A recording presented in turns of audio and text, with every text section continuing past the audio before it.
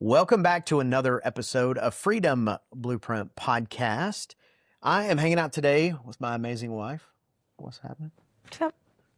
Kristen, the virtual CFO for the trades. And I asked her to come on today because I wanted to talk a little bit about, we're, 6 weeks into 2026? Wow. Right? Time flies. So we're already 6 weeks in. And it has been kind of a crazy, busy year already. And 2025 wrapped up being super crazy busy as well. And All self-inflicted. it is also, and it's all good things, right? It's all good things. It's not, it's all good things. So I wanted to talk a little bit about kind of what we've had going on. We just got back from a conference last week. And after this, next week, we have a lot of stuff coming out that was live that we were doing from the event, and that'll be really cool. And then there's another kind of big topic that has happened in our lives that I wanted to talk about as well. So, but before we get into that, It's not grandbabies. oh So no, gosh, don't go there. Why did you even go there? Because we have adult children now, remember? Oh yeah, I guess we Yeah. do, huh? Okay. And a lot of people who follow us have watched our kids grow up. So Oh, that's true. anyway, It's not that. it's not that. Gosh. Okay. Huh. Well, I really Anyways, back I to really distracted you. yeah, you really did. So back to what we were going to actually talk about. So 2025 was crazy busy. I know we did some episodes talking about we had 2 or 3 months of just travel, Yeah. travel shows, doing on-sites with clients. The last quarter was like, Boom. it was just it was insane. It was it was a lot. It was a lot. It was a lot. But it was fun. We had a good time. Mhm. Being north of the Mason-Dixon line during the winter is not my favorite. So we're Well, going to adjust this year. But we got out of there just in time because That's we true. missed all of the craziness that they've had in the last week or two, thankfully. Yes. So that that is was true. good. So into 2026. So we just got back from PHCC San Diego, and I love San Diego. It's one of my favorite places. It's beautiful. The weather's usually pretty good, and when we were there, the weather was perfect. It was very nice. Everywhere else in the country seemed to be under snow, including Florida. Yep. They said that it was 30 degrees in Miami. Yeah, it was in the 20s here, which we were blissfully ignorant to that fact when we were in San Diego because it was lower 70s and sunny. There was a couple of days that were right really at the nice. 80s, 82s. So yeah, it was great. Hitting the fish tacos and such good food. So the PHCC event was at the fairgrounds Yep. in Del Mar. Del Mar, technically, but San Diego area. San Diego County. Yeah. Yep. And I don't really know what I was thinking when I heard that they were at fairgrounds. But whatever. And so we get there to set up our booth, and it's straight up it was probably 45 degrees in the building the day we went to set up the booth. It was a little chilly, yeah. And I was like, oh my gosh, I had to do a total wardrobe change, Yeah. rework everything. Cause I was like, there is no way, I had a thin shirt that I was going to wear and it was, whatever. And I was like, there's no way that I can be cold all day. So I had to get that sorted out. Then the day of the event, which was the next day, it was warmer that day because yeah. they had everything closed down. So it was warmer that day. It was much more comfortable and pleasant. But the room that they had for the classroom of the day, so that it's the whole expo hall. And so it's all these vendors. The amount of people that came through was impressive. Well, it was super impressive and more than what we would anticipated. And that Del Mar Fairgrounds is huge. And at the same time, they were having a home and garden show next door. And a bridal show. And I feel like there was one other expo that was going on at the same time. So yes. So there was people everywhere, families, kids, awesome. Way more kids than we normally see, which was really cool. And it was really cool to see the kids see the cool tools and the different gadgets and all the things. And that was really neat. And so, so we were doing our booth. You were recording podcasts there live, and then they had this section curtained off for the classroom. And in that classroom throughout the day, they were doing like certain vendors would do demos and whatever. And then I had a 2:00 slot to do a finances training class, which is a talk that I've done a ton of times. Yeah. Like I talk about this stuff in my sleep probably. And you do. So that was supposed to start at 2. So then we were like, all right, cool. So I went over there a few minutes early. Now we're talking about behind curtains in the same room as the expo hall. Okay, so it's just like the corner of the expo hall. And the energy on the show was super high, right? Like in an awesome way. Like it was literally buzzing. High. There was horns going off. Yes, music and yes, all the things, other microphones and everything. And so then we got a few minutes of a late start because we were turning over the classroom area from the people before us and kind of resetting it all up. And get up there with a microphone. One, I was struggling with the PowerPoint to get that up and going. Yep. And then it was so loud on the outside of the curtain that it was massively distracting on the inside of the curtain for me specifically. Well, and you think about for the people that were there, but man, they were locked in. Well, you know what? If it was new content, I probably would have had a meltdown. You handled it like a pro. It was awesome. We ended up going for 45 minutes and we were getting good questions and, but it was kind of funny because every now and then I'd start to say something and like this air horn would go off and I'm like, all right, let me try that again. Okay. So let me tell everybody listening what the air horn was. Oh yeah, it was so cool. One of the cool things they did there is they built an escape room. And in this escape room, it basically was code. So you had to go, I've got a video on it. We'll put it on the YouTube channel that shows it because it is really neat. But basically what a cool training. One of them was like a water heater. Like you had to hook up the gas line to the water heater. Well, you had to do the whole thing. So that was the last step. So you had to start out and basically you had to figure out what was wrong. And then based on what was wrong, there was a number on the pipes. And that gave you the lock code to get unload to the next door. To unload the lot, to open it up to see the next thing. And there was like 6 or 7 things in there. Really genius, really cool thing. And so I think the guy's name was Remy that created it. And I actually interviewed him as well. I'll put all that stuff on YouTube. But one of the neatest things, very creative guy. And I was just like, man, every company should have this. So when you got somebody that comes in, they're like, I've been doing this for blah, blah, blah. And you're like, great, right, see if you can get out of this room. For real. But that was really neat. So basically what happened was once you were done, you pushed a button.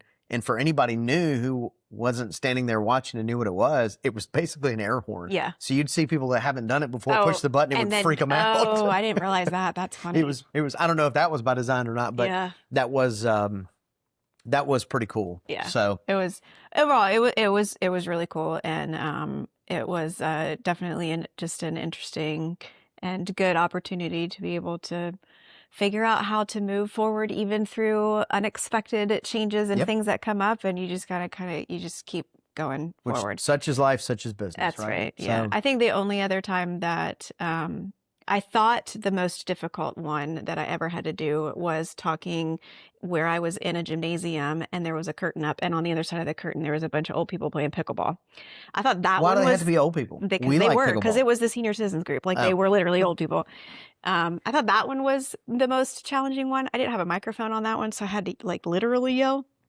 This one at least I had a microphone. Yeah. It ended up being great, but I thought, oh my gosh, I'm going to need all my internal strength to just muster up. It was great. Whatever we need. It was to good. Get through this. Everybody was engaged. Everybody, like, had you not stopped, they would have kept at. We might still be standing there. So that was a lot of fun. Again, got to do some really cool podcasting from there. Did some vendor spotlights. Did all kinds of stuff. Mm-hmm. And so next week that'll be coming out on the podcast as well as some of the clips on YouTube, on the YouTube channel. Yeah. We'll put on there. So if you're not following the YouTube channel, you should. Yeah. Because I don't know, it's kind of fun. It's kind of cool. Yeah. So that was great. One day though, man, like that was a sprint. Which and it was busy the whole time. I mean, I'm for it too. That too, because it was busy all day. I mean, it was one long day, but I mean, there was stuff going all day, and there was people walking through all day. Like that was cool. Yeah, a couple people were like, "Man, I wish it didn't end at 3." Mm-hmm. It's like, so, But there were some big vendors. There was the Milwaukee's and the DeWalt. They had amazing setups there with couple good wrap. so many That one wrap company that was at the end. That was awesome. That thing looked awesome. Yeah. I've got some footage of their car that they had wrapped. I think it was Gator wraps, maybe. Sounds right. But just a cool looking wrap. So, anyways, all in all, the California trip was amazing. Taylor is the one who really has to set all that stuff up, and that's a lot of work to do for one day. Yes, and it sure is. there was probably 50 or 60 vendors there, so a lot of good work. Kudos to her for really putting together a really awesome event, and hopefully we'll get to be a part of that next year as well. So then we flew home, and we got home Sunday night pretty late. Well, I got a text message on the way home on the flight from a neighbor at our beach place, property, that said, "Hey, by the way, there's water gushing out of your unit." Yeah. I'm like, "Oh, that's great. We're on an airplane right now." He ran over and turned it off for us. And basically it had been in the 20s all week long here. And in Florida, we are not prepared for that in any stretch of the imagination. Which 2 years in a row now, maybe we have to start. Maybe we should be getting prepared for it. No, I meant like prepared, like move to Key West. So we had a busted pipe at the beach place, and then we got home here and we had another busted pipe at the well. So we did not have any water until the next Monday afternoon. I had to flex my plumbing guy skills. Yep. I got this one fixed pretty quick, though. Yep, you did. Faster than last time. Yeah. Yeah, last time it took me days. Yeah, but in your defense, it was frozen the whole time. You can't fix it when it's frozen. That's true. It was frozen solid last time. So yeah, that was fun. And then 2 days later, we're back up into the 60s. So yeah, gotta love that Florida weather. Yep. But I am over the cold. Yep. So Key West, here we come. So anyway, let's talk about what we did December 31st. Not quite at midnight, but pretty damn close to it.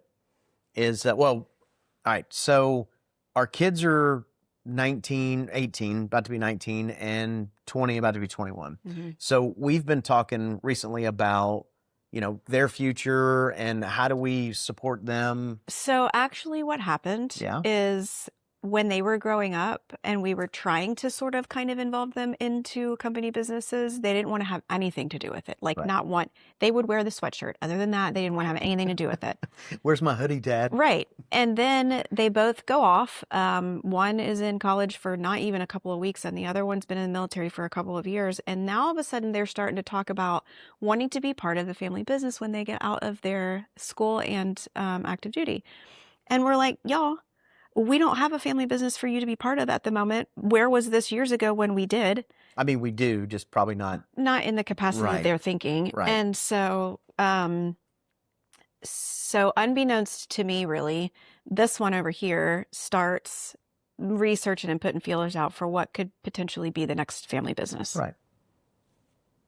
There you go. All right. So I want to say this. So in my head, when I was talking to Zach about, the family business, in my head, I was thinking about in Step Brothers when he's talking to his dad and he's like, "Dad, I want to be in the family business." And the dad's like, "I'm a doctor." There's no. Every time we say family business, I think of the mafia. Yeah. Well, okay. So that kind of ties into the business that we jumped into. Oh, Lord, how? Okay. I will get there. So anyway, so we started looking, and I, have been talking to the kids about it, and what are some businesses that they would like to do, and obviously we wanted to find something that they could grow into, and find something that was not super over the top for them to run. We know that we're going to have some involvement in it, but time is not something that we have a ton of. So it was kind of one of those things like, how can we help support their growth in the future and help, from a coaching training standpoint. But we weren't looking for anything now. We were looking for next year was really when all this stuff we were thinking about, like, okay, well, next year we can really start leaning in. Well, you put things out in the universe sometimes. Sometimes an opportunity comes up, and even if it's not the right time, you kind of got to jump on it. Right. So I got a call, and it was about a place that was for sale. I'll call it a restaurant. And my first response to the broker was like, pass. And he said, well, wait, you might want to know about this one. And I said, all right, go ahead. And he said what the place was. And it turns out it was one of my favorite places. So it was a pizza restaurant, and it's in Pensacola, and it's called East Hill Pizza. And they said the owner she's not really involved. She's got other businesses too, so she's not involved. There's a leadership team already in place. It's profitable. It's, whatever. It's probably it's worth something for you guys to look at. And of course, then once we did, well, I got that call, and the first call I made was to Zach. Yeah. I didn't even tell you about it yet. I know. I called Zach, and I said, real conversation here. Is this something you would be interested in? Because if the answer is no, then now is not going to be the right time for it. I didn't call Addie at the beginning because she's 1 year into school and Zach's going to be home in a year. So that's really why I made that phone call. And Sabrina, Zach's wife, quite frankly, she's been in the restaurant business since she was 14 or 15. Mm-hmm. So she is the only one of them who has really worked in restaurants. And so I said, okay, well, talk to Sabrina, call me back and let me know if you think this is something you guys would be interested in. I'm not even going to tell your mother about it because I got to build the plan. You have to build the case. I got to build it all out, and I don't want to build it out if this is not something you guys realistically want to. And you learned that years ago after DISC, and we learned about DISC and the way that I process stuff and the way that you process stuff. And well, so if you haven't read our book, you should. But in our book, When Your Business Partner Is Your Spouse, there's a whole story about. There's a couple times that other business propositions that you've come to me with, and and she's not been over the moon excited about it. So anyways, Zach and Sabrina called me back that night, and they're like, "We're 1,000% in." And I said, "Okay, well, you got to keep this under wraps.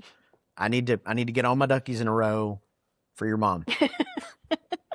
This has got to move up the chain now." And so I got all the information from the broker. Went through it all, looked it over, and then you and I sat down and went over it, and very unexpectedly, you were like, yes. Did I straight up say yes? Straight up, like not even a hesitation. I was a little bit like, well, what's happening here? I mean, so full disclosure, this is actually it's a pizza restaurant. This is 2.0 for us. Oh, yeah. So, way back in the day, we had a pizza restaurant in town, and it was different. There was bigger footprint. Yeah, much bigger place. We were young and we didn't know anything about anything at the time, and so anyway, part of it is kind of like that redemption story, right? Because so there's some of that. The other piece of it was, I'm down if the kids are down. I'm not down if they're like hesitating or whatever, because I mean, we're busy enough, whatever. So I was like, I mean, all right, cool. And then of course, Addie, she was like, let's go. Mm-hmm. Like, let's go right now. Yeah. It's like, okay. So December 31st, they wanted to close really fast. There was actually another offer that they had, but they couldn't close as fast. And they really wanted to get the deal done by the 31st of December. And so did we. Yeah, well, I mean, I guess. Yeah. And so we made it happen. Yep. And then as of January 1st, we own a East Hill Pizza with our kids. Yep. And they are on the paperwork. They are on the paperwork. Yep. So the last couple of weeks has been a little interesting in a very hurry up and wait fashion.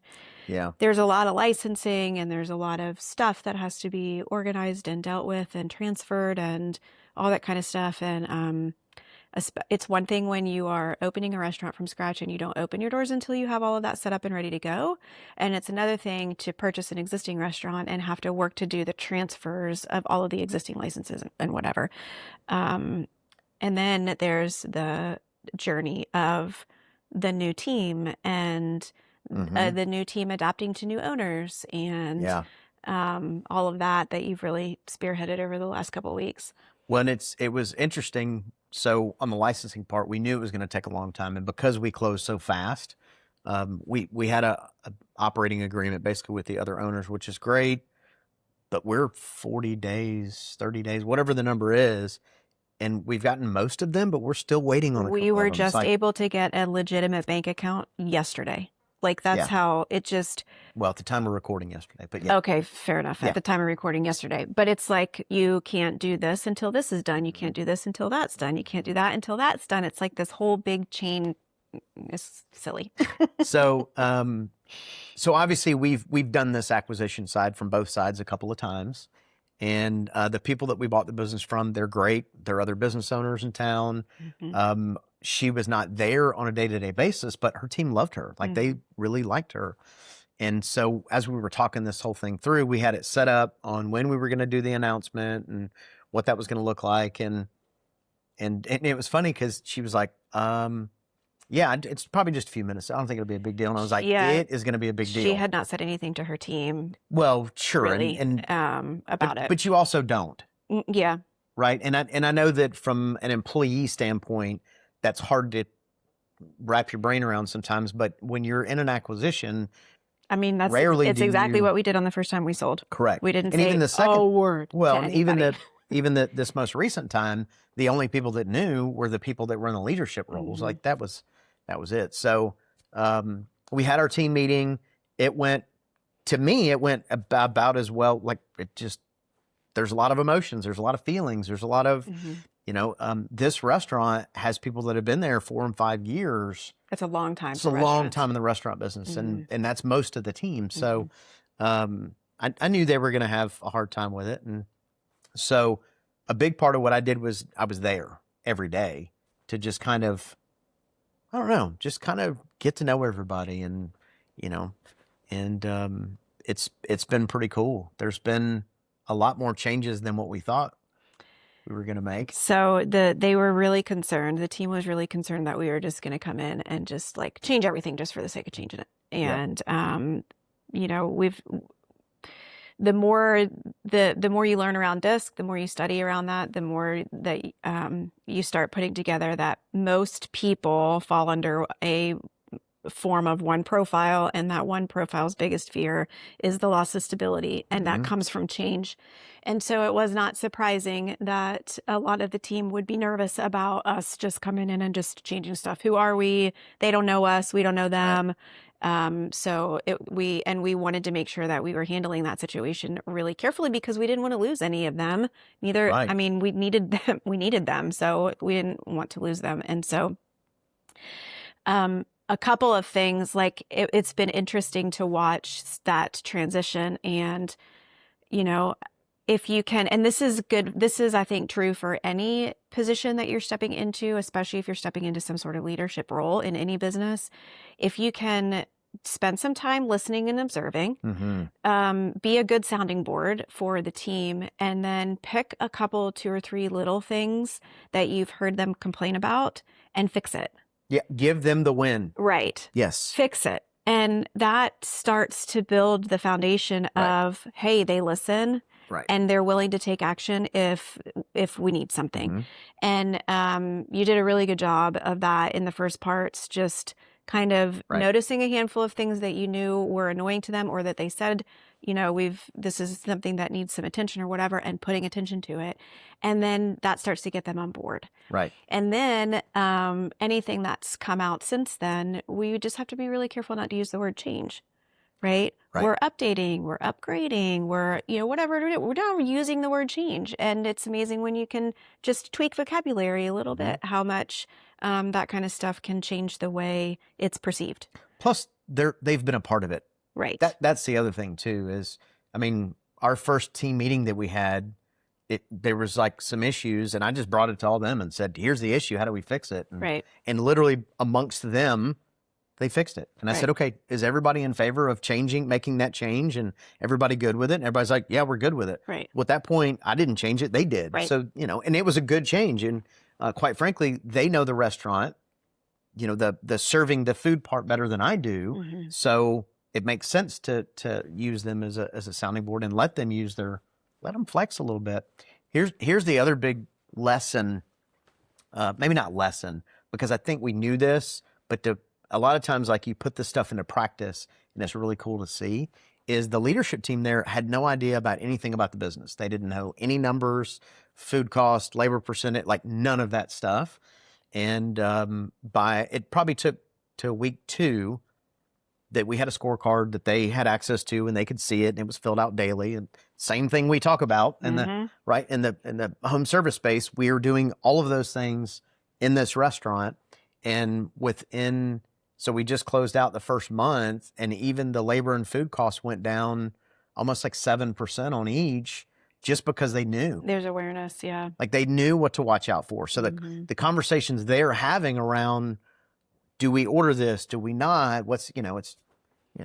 So it's very cool. It's really cool too, because the laterals between home services and the space have been it's pretty easy to connect. Yeah. So we still have a gross profit margin. Yep. We still have 2 main cost of goods sold, which is labor and materials or food.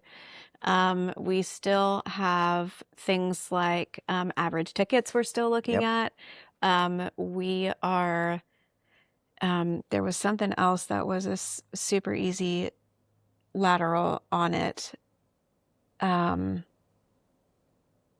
daily scorecards definitely were one of them. I can't. Oh yeah. If I think about what the other one was, I'll say it. But there's a lot of similarities in the business. So to be able to inject what we've learned in trades over the years back into it's going to be kind of cool. And we're not going anywhere from the trade standpoint either. Right. Like this, there's big visions for what the restaurant could look like in the future, but all we're doing right now is helping to secure the foundation, because the kids are going to be the one they're running be the it ones, into the future. correct. And making it whatever it is that they want to make it, multiple locations or whatever. So we'll spend a little time now working on the foundation while they are learning life skills in the military and at college, and then when they come back, it's going to be their thing. Well, and 2, we're not going to hand them a mess. Right. So there's team in place right now. They're good. They're learning. So even when the kids get to the point where they're a part of the business, there's still going to be that ramp up period, right? There's still going to be some time. But my prediction is that there will be multiple locations pretty quick. I think so too. It's going to take probably 6 or 8 months to get all the numbers dialed in the way we really know they need to be. But, really for me, the plan would be, once Zach and Sabrina start to get here full time, we're starting to have conversations around a next location. But yeah, 1 month from that kicking off and us taking it and looking at the numbers and making small tweaks, there's been big impacts. And so now. And it's only been a month. So what happens in 60 days and 90 days and 6 months? Again, I think it's a testament to, if you give your team the information that they need to make the decisions that have to be made on a day-to-day basis, they will do it and they will kick ass. But if they don't know what they're doing and they're flying blind and they're not paying attention, it's not even that they weren't paying attention. They just didn't know, or they didn't have the tools they needed or the equipment they needed. And none of this is to say anything bad about the people that we bought the business from. This is a typical small business scenario. We see it in every business, not every business. We see it in all different types of business: plumbing, AC, electrical, garage door, restaurants now, where the owners hang on to the information and they don't share the information. You've got to give the people that are in charge of certain line items, you got to give them the numbers. You got to give them their scorecard. They have to know what their win looks like. Well, and it's not about giving all people all numbers. Correct. It's about giving the people the numbers that they are in charge of controlling, right? So again, restaurant, the 2 main costs are going to be your labor and your food costs. Well, the person placing the order for food and watching the food line needs to be the one who knows what is our budget for food. And if it's too high, why is that? Are we having too much waste? Are we putting too much cheese on a pizza? Like, what is happening that makes it, is our pricing not right? But if they're in charge of labor and making the schedule, then they need to be the ones who need to know how much are we supposed to be spending on labor and how much is too much. It doesn't mean that we're giving them all line items of everything. but they need to know the pieces that they control. So in the first team meeting that we had, I asked the group, I said, how many have worked in a restaurant before? 90% raised their hand. And I said, how many of you know what the daily sales goal for this restaurant is? They didn't know. I said, how many of you ever knew the daily sales goals of any restaurant you've ever worked in? They were like, no. Yeah. What about monthly? No. Anybody know what percentage of food costs should be to sales? Nobody knew anything. Like, it's crazy to me. I mean, it's not, because I get it, but you're asking these people to run these businesses without information. And then, because really when you think about food costs, you think about like not just cheese waste, but think about what shift meals. Right. That a lot of restaurants do. They do shift meals. Okay, well, if that's taken advantage of, that can really add up. Well, and within the first couple of weeks, we had a cooler malfunction and ended up having to throw a whole bunch of food away because the cooler wasn't cooling properly, and that goes into food costs. Right. So what did we do? We put in a process so that they had to check and snap a picture of the thermostat every day. We've already gotten this thing pretty fancy. It's pretty cool. And to the teams, they've given grace. Like, they've been good with the change. They've been excited to see it. They've been, we've lost not one employee. Knock on wood. In a month. So, but yeah, I mean, now everything's digital. We have systems. We have. Oh, the other lateral was a main software. Just like in home services, you have a main software. You have a main software here that manages all the things. Does staff see month-to-date sales from their end, or no? No. No. Okay. No. They have to have manager access in order. Gotcha. Anyway, so we could go down the rabbit hole with this conversation, but it's only we've been talking about pizza nonstop for the last 42 days. So it has been 42 days. But we'll keep you guys posted on the journey. And if anybody has any question about that, or if anybody else owns a restaurant, I'd love to hear from you too. But yes, but all the other things are still running. We're still, everything's popping. Virtual CFO is still full speed ahead, and Service Manager Academy is still full speed ahead, and we're still doing all the shows and conferences and things that we were doing before. Just maybe not as many this year. Not as many. Actually, we're gonna spread them out a little better. Where every other month is max, which we're booked now through July. So that's true. But okay, it's worth mentioning now too. We do have our event coming up. Yes. So September. September. It's the Tuesday and Wednesday after Labor Day. Yeah. Which I think is the 8th and 9th of September. It is going to be awesome. We're super excited. So it's going to be bigger than it was last year because partly because we are doing a co-led event with the Wealthy Plumber.